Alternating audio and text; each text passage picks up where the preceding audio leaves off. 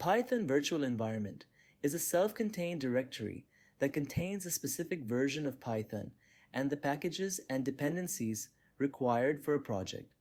By using virtual environments, developers can isolate dependencies for different projects, avoiding conflicts that might arise if projects require different versions of the same libraries.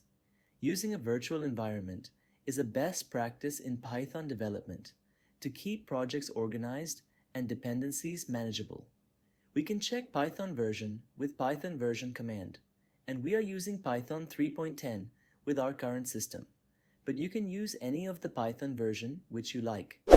Python vanv command will create a directory called vanv1 with the isolated environment.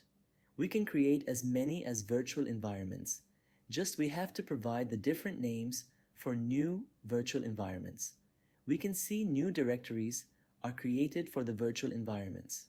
If we need to use the virtual environment, we need to activate this first.